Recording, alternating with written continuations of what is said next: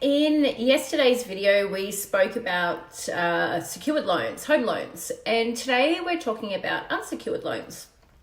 So this is such as personal loans, and I'll also touch a little bit on credit cards as well. An unsecured loan is generally called a personal loan, and dollar-wise, it's a lot smaller than a home loan. And you might find that it's on a higher interest rate than a secured loan, and it's on a much shorter term. So generally it's between 1 to 7 years.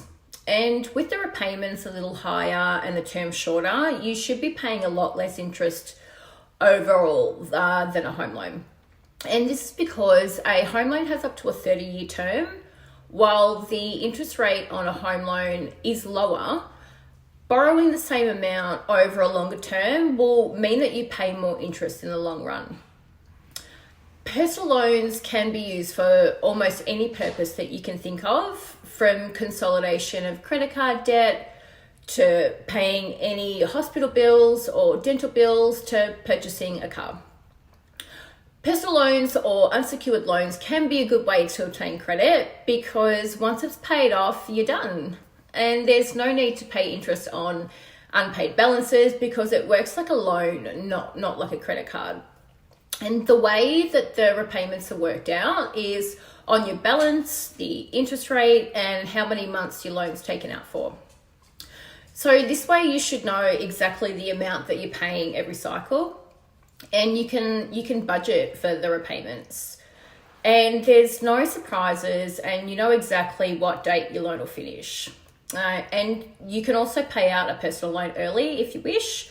So just be sure to check in with your credit provider just to see if there's any fees to exit the loan early.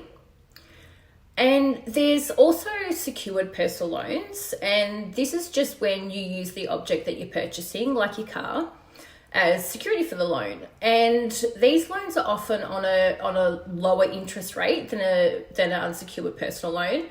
And this is just because if you don't meet the repayments, that you or the credit provider can sell the item and repay the credit. So it's not as much of a risk for the credit provider, so they can provide you the lower interest rate. So another way to obtain credit is to get a credit card. A credit card is what's called a revolving line of credit. And this just means that you can use up to the credit limit, pay it down or off, and use the credit limit again over and over without the need to gain approval from your credit provider. And this can be a beneficial means to obtain credit, but you can also get yourself into a little bit of trouble if you don't pay the card off at the end of every statement period. And this is just because interest rates on a credit card can be quite high, and a quick tip is just to shop around. While credit providers may offer you a lower introductory rate, the interest rate charged when the lower rate expires might be a little higher, so just make sure that you can meet the repayment on the much higher interest rate when that kicks in. And with a credit card, the balances that you don't pay from the previous month rolls over to the next month, and you're charged interest on that amount. So effectively, you're paying interest on interest. And if you can manage it and ensure that your card's paid off at the end of the cycle, or that you can afford the interest on your purchases from the previous month, then a credit card can be a convenient way for you to have at-call credit at your fingertips. But if you don't meet your repayments, this can put a black mark against your name on your credit report. And that just means that it makes it harder for you to obtain credit in the future.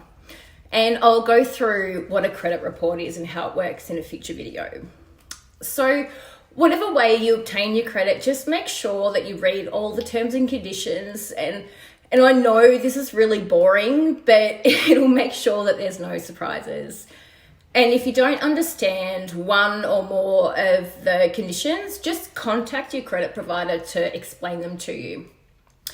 And good luck with your future purchase, and just make sure that you're prepared when getting yourself into debt.